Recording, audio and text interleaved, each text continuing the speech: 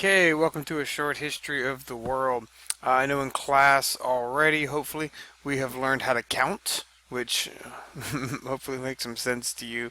As far as CE, BCE, counting the centuries, so that will really help when it comes to short history of the world because um, this is going to compartmentalize and it's really going to show you how everything that we talk about in class matters.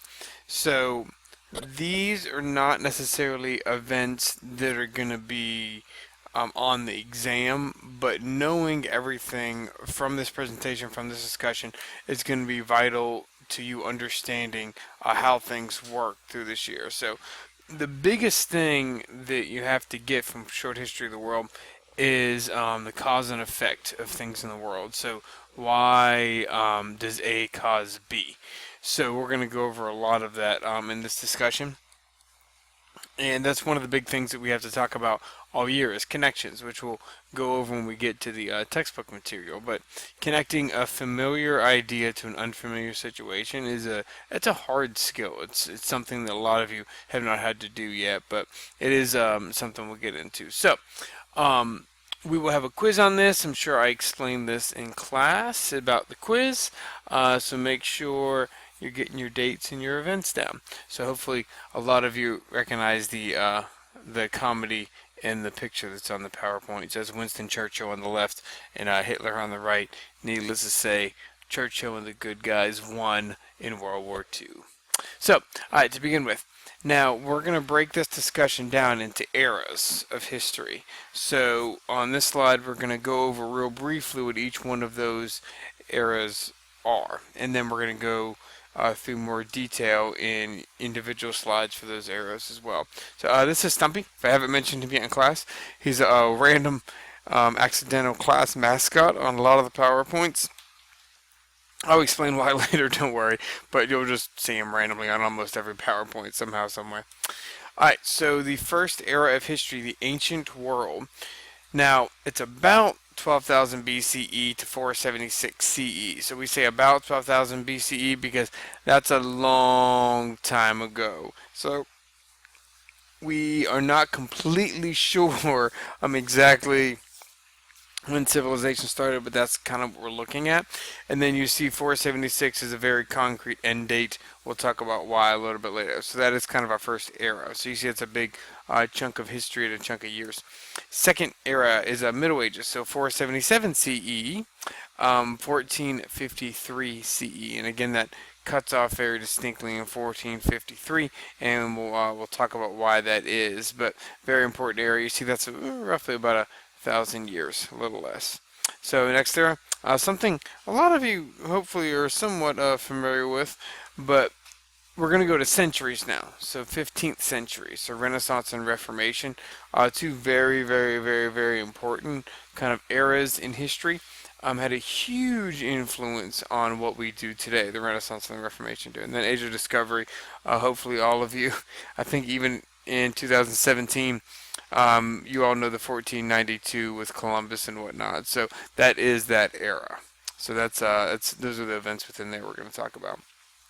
Now, 16th century, settling of the New World. So people are going to start to come into the New World because remember, it's kind of crazy to us to think about, but they had no idea the Americas existed. People in Europe, people in Asia, they were completely absent of it. Were there people in the Americas? Yeah, there definitely were, but they didn't interact with the people elsewhere in the globe. So kind of crazy idea.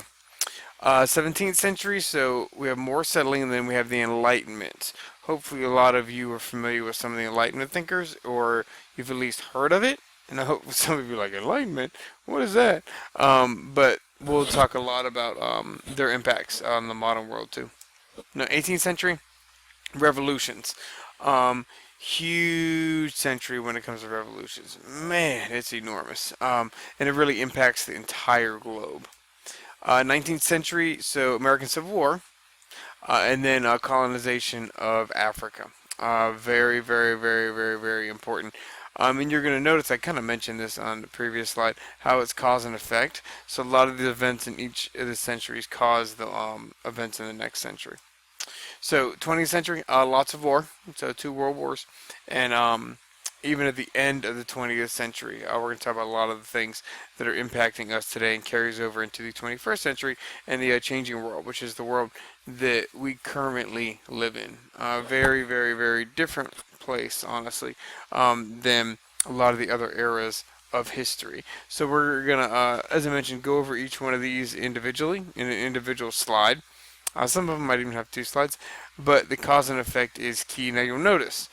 So we're gonna go through the history of the entire world in roughly 11 or 12 slides. So we're gonna leave out a few things, and this is somewhat Western civilization centric. And if you're not familiar with that, it's kind of like Western Europe. So United Kingdom, Ireland, France, Germany, Spain, eventually United States, Canada. It's a lot of the history that impacts us today, and you're going to see why we go over this whenever we get into the textbook material, because we're going to learn about space-time compression, globalization. You're going to understand then, hopefully you connect the dots on why this historical stuff really matters. So, again, in review for your quiz, which I know we talked about in class, but for your quiz, you will get two events.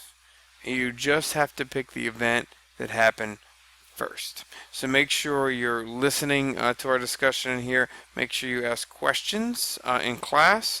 Don't be afraid. Raise your hand. I mean, remember, everyone's doing, the work, so you don't have to worry about sounding stupid or anything. All right, so let's jump into a little bit more detail in each of these eras. Now, the birth of civilization is the ancient world. So this was, as I mentioned, the about 12,000 BCE to 476 CE. Alright, so let's see if anyone gets this. Now, 476, what century is that? So hopefully some of you are thinking 5th century CE, 5th century CE. Because remember, years 0 to 99, or my bad, there's no year 0, sorry. Years 1 to 99 are the 1st century, so 100 to 199 is the 2nd century. Anyway. So Mesopotamia. I'm guessing a lot of you are like, oh, we learned about this. I think it's ancient history in 6th grade, I think maybe. So some of you might recall some of this. But this is called the Fertile Crescent. So this area right here. And you've probably heard of some of the civilizations within here. Now, we're not 100% sure exactly where the very, very first civilization was. But in order to civilize and settle, people needed to be able to grow food. Makes sense, right? Before that, we had hunters and gatherers, and you probably learned a little bit about them, wandering around looking for berries, or whatever, something to eat. But Sumer, maybe some of you heard that. Sumer, roughly around like right here. That is what we think the birth of civilization is, about 3200-ish BCE, but we think people started to settle around 12,000 BCE. And that's a lot of crazy, interesting things to think about. Now, interesting tidbit, let's see if anyone kind of can get this on your own. So the first domesticated animal is also within the Fertile Crescent, which makes sense since that was the first area of civilization for people. So some of you might be thinking, oh, I know what animal kind of it is. It is the dog. Ah, I love dogs. So that's the 12,000 BCE marker, is a domestication of dogs and then people attempting to settle in one place. Now, some of these people you probably heard of, Mesopotamians, probably heard of, Assyrians maybe, they're really violent people. Phoenicians, so they were the people that came up with phonetics, so alphabet and whatnot, because they were one of the first people in recorded history to take boats and trade everywhere. And the Egyptians are also part of ancient world, birth of civilization, Fertile Crescent, kind of stretching out Mesopotamia type area. And I don't know if any of you noticed this yet, but rivers are hugely important. So the Tigris, Euphrates, the Nile River, all of those are hugely important to the first civilizations, because that's how they irrigated the crops, made food, etc. So now, think about this. So the Mesopotamians, Assyrians, Phoenicians, all those people. Do you think they were very advanced? No, right? Not to today's standards, but they were advanced to the standards back then, which makes them obviously modern in their time, which it's kind of weird for us to think about in 2017, right? All right, so when I talk about making connections between ideas, so here is a very, very, very, very key connection. Now, the Mesopotamians kind of set it, or the people in the Fertile Crescent, I guess is a better way to phrase it. Um, they're the ones that set up civilizations on how people should live. Right? Make sense? So our next crew are the Greeks. Now, the Greeks took the ideas from the Mesopotamians and then they improved on them. See how that works? Roughly, they have a little bit of overlap on when they lived. I'm not concerned if you know the exact years the Mesopotamians and Fertile Crescent people started and then where the Greeks started. I'm not worried about that. Just know, and for these purposes, the Mesopotamians began before the Greeks. So if you see anything Mesopotamian-wise, so Egypt is settled. Um, so on your quiz, so you see Egypt is settled, then you see Athens is settled. So that's a picture of the Parthenon in Athens in Greece. Um, so your answer should be Mesopotamians or Egyptians or Phoenicians. So any of those would come before the Greeks. Make sense? So the ancient Greeks, so they improve on the Mesopotamian ideas. So what they do is they're one of the smartest people in history. And in fact, we'll talk about this a few times. They are actually some of the people who invented some things that we are now reinventing today. I know that sounds really weird because they're thousands and thousands of years old. But the Greeks themselves were super smart. Did a couple interesting kind of like things on the side as far as like worshiping the gods, multiple gods, God for each city. Really interesting kind of religious background. But they were really sharp, and they actually invented a lot of the geography stuff. So yeah, they invented history too. Herodotus actually was the first one to write history books. But so that's the Parthenon. I already mentioned it. Now, still standing today. It's kind of beat up a little bit. I don't know if any of you have been to Athens. But it is a little rough, and that is on top of the Acropolis. So some of you may have learned that, and it stands in the middle of the city, so everyone can kind of see over it, protection, all kind of good stuff. So that's the Greeks. Now the Romans are next. Now quite often, you may even have encountered this in middle school. You hear the Greeks and the Romans like they're one group of people. They are not two distinct groups of people, but just like I mentioned before, the Mesopotamians. So Mesopotamians, Fertile Crescent people, they start things, the Greeks improve on them. Now the Greeks start other things, the Romans improve on them. See how that works? The Romans did a lot of great stuff. They had the Roman roads, if you ever learned about those. They used the soldiers to build them during peacetime. The Colosseum, right here, built 70 CE. And the crazy thing about the Colosseum, well, we think 70 CE roundabout. The crazy thing about that is it's still standing, and they still do things in there. I know it's a little rough if anyone's been to Rome, one of my favorite cities in the world. But we have a Colosseum, these days, and we built it. It's 20 years old, and we have to knock it down. So if any of you are familiar with like the Georgia Dome in Atlanta, the Falcons just got a brand new arena that actually might have been open by the time you hear this, and they knocked down the Georgia Dome because the Georgia Dome was like 20 years old, so might as well be ancient, right? But meanwhile, we have a couple thousand years old about the Colosseum still hanging out. It's kind of amazing. So, first light, ancient world, the Mesopotamians, Greeks, Romans, and Mesopotamians invent things, Greeks improve on them, Greeks invent things, Romans improve on them. So you see that? Now, we come to 476 CE. So that ends the ancient world. Now, someone might have an idea of what this is. Some people kind of do, some people don't. A lot of people were just caught off guard by this. Like, I had no idea. That is the year of the last Roman emperor. So I don't know if any of you know who that is, but that is Romulus Augustulus. What a great name, right? Not Caesar, not Augustus, Romulus Augustulus. So he's the last emperor of Rome, and he fled Rome. Reason being is there were Germanic tribes, they called them barbarians. They came in and sacked or destroyed a lot of the Roman cities. All right, so think about this. So you're a Roman citizen living in Rome or one of the other cities that they conquered, right? Because they conquered, half the known world back then. So you flee to the country because a lot of the people came and attacked the cities. So, since everyone moves to the country, they're not concerned with education too much anymore. So the Greeks, they made democracy. Everyone's education, learn, if you guys have ever heard of like Socratic seminars where you kind of talk things through, all Greek stuff. Romans, huge in education as well. You guys know they had republics, they had the Senate, they had other types of democracies as well. But now everyone leaves the cities and they move to the countries because the barbarians came in. And mind you, this didn't happen overnight, right?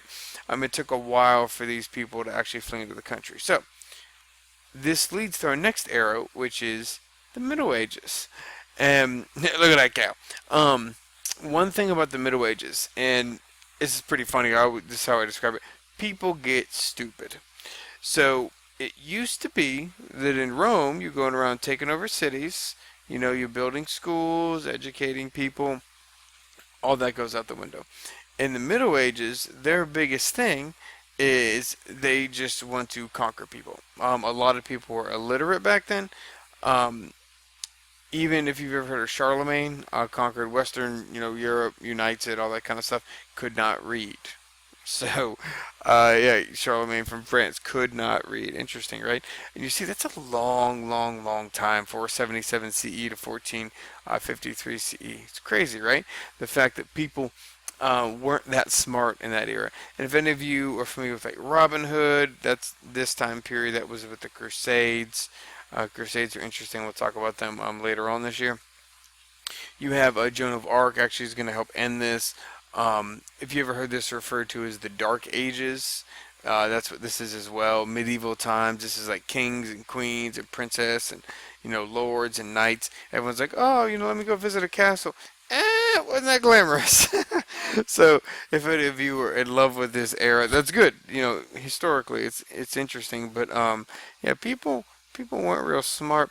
I was in England this summer, and it's interesting. You go visit a lot of the castles, and some people are disappointed. They're like, oh, "This is just a castle," but I think it's pretty interesting nonetheless. So you'll notice, similar to the end of the ancient world, we have the very exact date, 1453. That is the end of the Hundred Years' War. So you may have learned about that one as well, which is a little bit longer than 100 years, but we won't talk about that right now. And that ends the Middle Ages. So remember that 100 Years' War? That's Joan of Arc, all that kind of stuff. Ends the Middle Ages. So hopefully people are going to get smart again. It's always a positive, right? Now, welcome back, intelligence. So, 15th century, Renaissance, Reformation. Hugely important eras in the modern world. Now, you'll notice something. So, we went from huge chunks, huge chunks, right? From ancient world and Middle Ages. Now we're going to century. So, someone might be thinking this. Anyone have any clue what happened so that all of a sudden now we're going to learn about centuries, so 100 chunks or 100 years at a time? So there was an invention. So it was the printing press. So the printing press all of a sudden now spreads information. So remember how Middle Ages people were stupid, right? They forget everything, all that kind of stuff. But now, with the printing press, information can spread a lot faster. Think of it this way. The printing press was the social media of its time. Now, all of a sudden, you can get information instantaneously. So something happens in the world, we learn about it through, Instagram, Twitter, whatever. But back then, to them, instantly was, oh, I'm going to learn about it in a week because, someone's going to print a newsletter and then send it all over a kingdom or whatnot. So it's kind of funny for us to, again, think about this now. So it's funny to look back at history. But printing press is interesting because in the Middle Ages, even though people were stupid, there was one group that saved books. It was the monks. So the monks would save a whole bunch of books. So now in the Renaissance or Reformation, any of those books that we did have, we can reprint and kind of distribute throughout the world. Interesting, right? So because of the printing press, because of books, because of information, because of newsletters, just because of all that, people are going to become educated again. people are going to be able to read. People are then going to be able to spread news and ideas. So it makes sense. So cause and effect there again. Um, so now, first thing is the Renaissance. So it starts in Italy. Sometimes referred to as the Italian Renaissance for that reason. Now, hopefully, some of you know Renaissance has a meaning. The word itself has a meaning. So Renaissance means rebirth. So you're like, rebirth. So what's being reborn? The ideas of the Greeks and the Romans are being reborn. So remember how I said the Romans and Greeks were really smart. They built on each other's ideas, democracies, education, things like that. So now, after that long 1,000 years of the Middle Ages, boom, now we have the Renaissance. Education's back. Intelligence is back. So they're like Michelangelo, Leonardo, all the Ninja Turtles, of course. And then you have a Northern Renaissance eventually later on. Some of you might be familiar with that. Huge with art, huge with religion. And the number one printed book of all time is the Bible. Again, because starting with this idea of printing press, Renaissance, big religious figures in art, all those different things. So interesting era. I took actually a class in college just on the Renaissance. Super, super, super interesting. All right, so 2 questions here. One, this statue. Sometimes people know this, sometimes they don't. Very, very, very, very, very famous. If you go to Rome, Vatican City, you will see this now. It is called the Pietà, spelled Pi-T-A for us Americans. Michelangelo did that as a sculpture. So think about this now. That used to be one solid block of marble, and somehow he made this. I don't know how he did that. It's pretty impressive. If anyone's ever seen that in person, that's actually a picture of it in person. I took that, but it is impressive. So that's the kind of things they're doing there. If you ever heard the Sistine Chapel or any of those paintings, whatnot from the Renaissance, crazy good, crazy good. Now, a thing happened in the Renaissance that still impacts today, and it's called being a Renaissance man. Some of you may have seen this picture from Leonardo.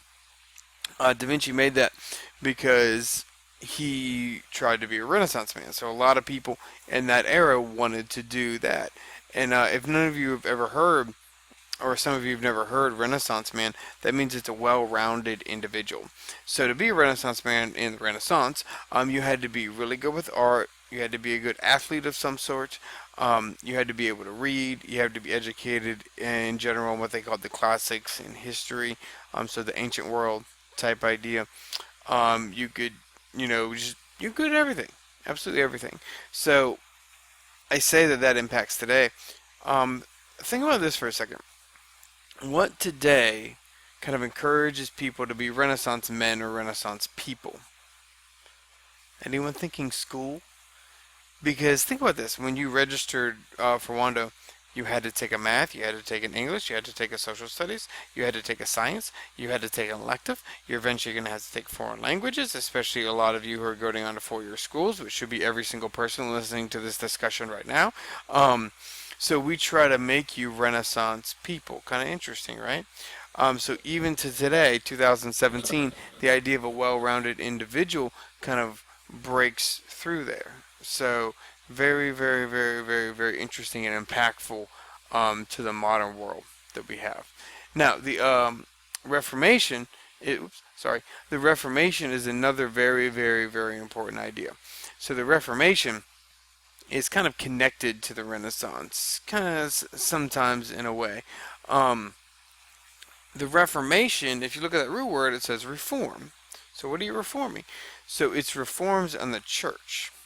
So some of you may have learned about this at some point, the Reformation itself, which involves Martin Luther. Not Martin Luther King. That mistakes happened before. But Martin Luther is a couple years older than Dr. King was. But we'll talk about this whenever we get to our religion unit as well. But really interesting kind of story in a nutshell. Martin Luther was actually part of the Catholic Church. He was a priest, worked in the church itself, was kind of disgruntled with the church. So, in essence, he wrote down 95 grievances or complaints he had with the Catholic Church. And then what he did was he went and nailed them on the church in Wittenberg in 1517. So, interestingly enough, if this was 100 years earlier, people would have read it and been like, oh yeah, yeah, we agree, we agree. And that's what people did. People went up and they was like, oh yeah, Luther's right. The church has done, this, this, and this.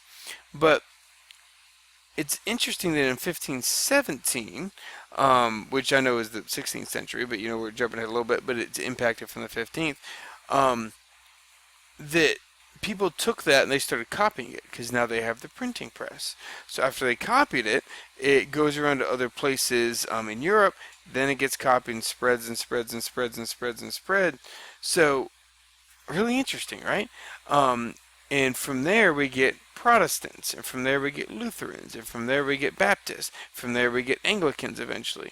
So a lot of things came from the Renaissance and the Reformation. So there's still the impact through today. So very interesting. So Renaissance, rebirth of the Greeks and the Romans and thought, and then Reformation. What that is the reformation of the Church or the Catholic Church, and that actually creates Protestants because of Martin Luther. So very interesting stories. Now, Age of Discovery, also 15th century, but it's the very end, right? 1492. So keep this in mind. This always baffles me.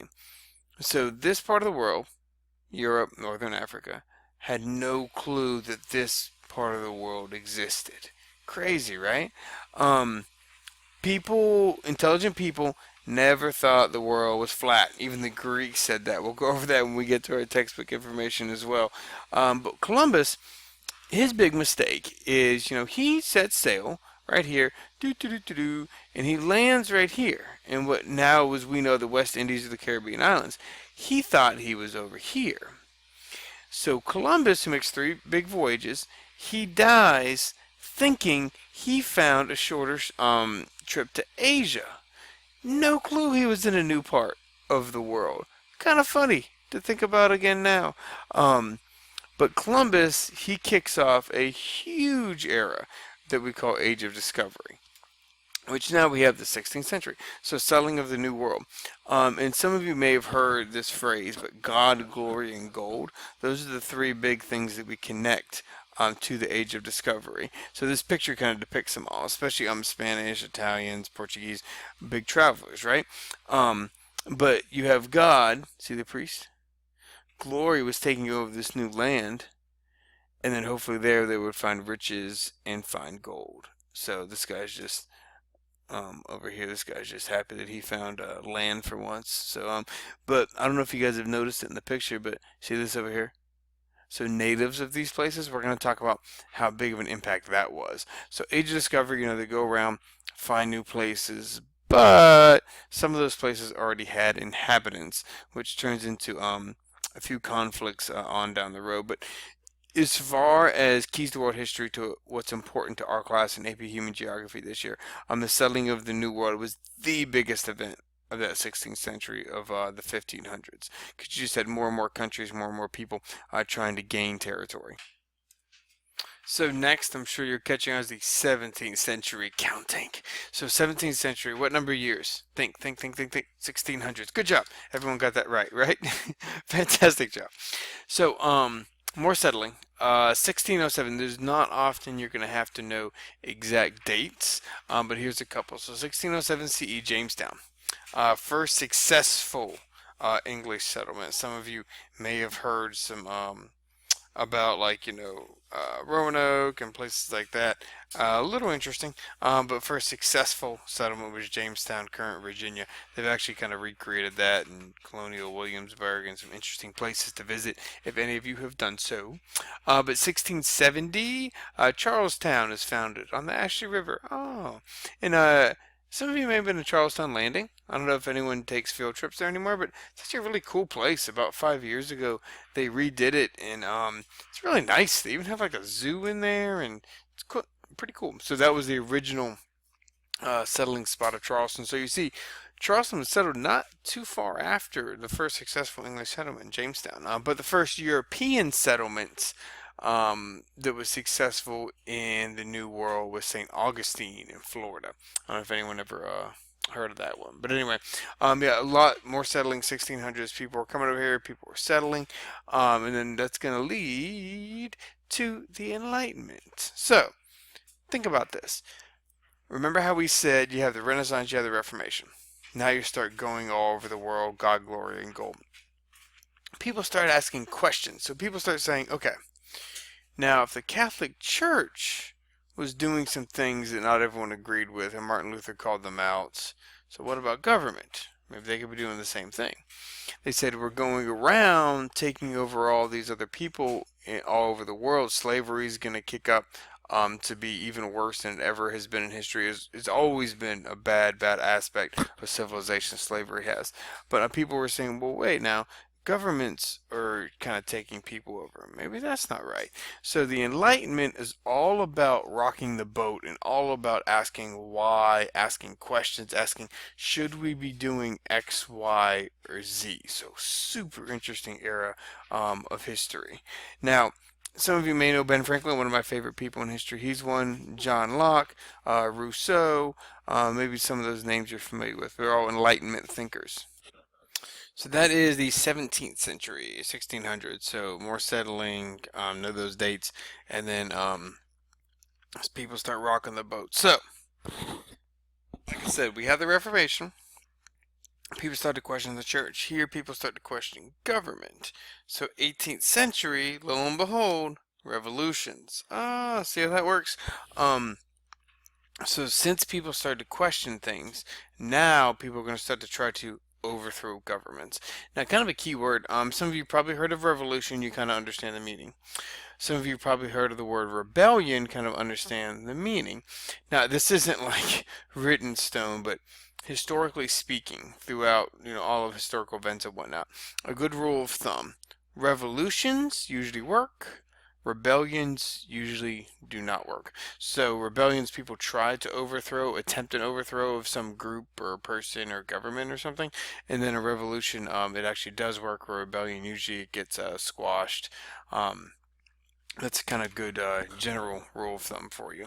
So tons of revolutions during the 1700s, but we only want to talk about a few. So the first one, interesting now, this isn't necessarily overthrowing governments per se, but this is one of the most important events we're going to talk about.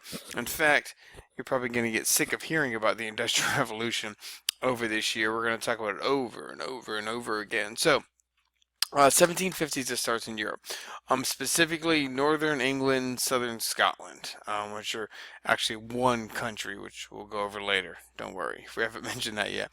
I do want you to know the person and the invention that kind of kicked off the Industrial Revolution. So James Watt, maybe someone heard of him, kind of like Watt light bulbs and stuff like that ish. But he creates the steam engine. So the steam engine kind of kicks off the Industrial Revolution. Now the steam engine isn't the only thing in the Industrial Revolution. The Industrial Revolution is really a series of improvements that makes life easier. But this is an enormously important event because this does so many things. This gives people jobs. They can actually leave the farms and go into factories. This is going to spike population. We'll talk about why a little bit later, but it, kind of like in a nutshell, people have more time to invent other things. So they invent medicines, they invent newer ways to farm, better ways to farm. And child labor is actually a big part of this, hence the picture over here, which wasn't good, right? But it actually did create some child labor laws along the lines. Now you'll notice by these dates over here, Industrial Revolution starts in Europe first, the United States second. So it took roughly about 100 years because people started to have to migrate over to the U.S. and bring those Industrial Revolution ideas with them. And then the U.S. makes new inventions, all that kind of stuff. In fact, the U.S. Industrial Revolution that created more farm machinery, where that didn't happen in Europe so much, but definitely in the U.S. that was enormous. And more food, right? More food equals more people. You'll hear me say that a lot later on this year. So Industrial Revolution, really big deal. New inventions, spikes population. People can get off the farms. Cool. Now the American Revolution. You may have heard of this one. 1775, Battle of Lexington and Concord. So definitely something, hopefully, that you've heard of. Now, I've learned this over the years. So that's the Declaration of Independence on the right. I always ask you guys, when was the Declaration of Independence adopted, signed, all those kind of things. And it surprises me a lot of people do not know it's July 4th, 1776, and that's what the 4th of July is. There's so many people right now that just said, uh, so that's okay, all right. But the American Revolution is huge because it shows that someone can actually beat the British. So remember, the British were taking over all of those areas in the world, and they were one of the few places to have, multiple territories.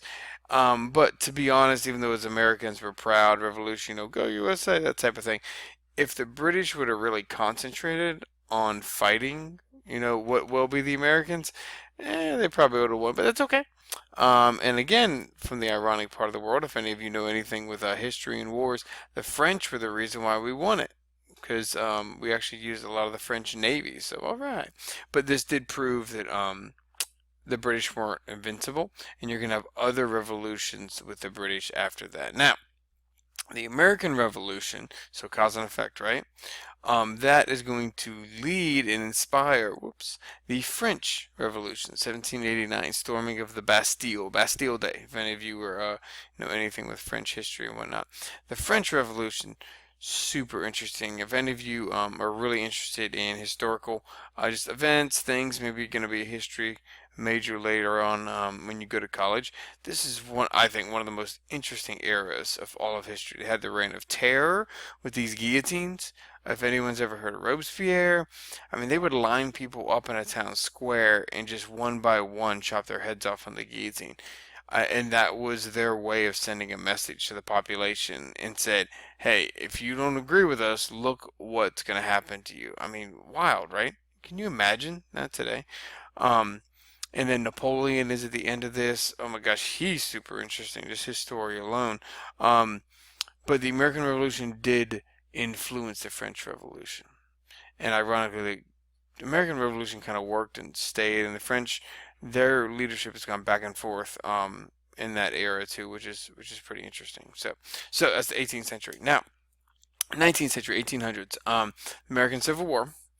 So this has happened multiple places, but this shows that slavery will not be tolerated. So 1861, 1865. So important to kind of know that. Starts in at Fort Sumter. South wants slavery. North, obviously is anti-slavery, and slavery was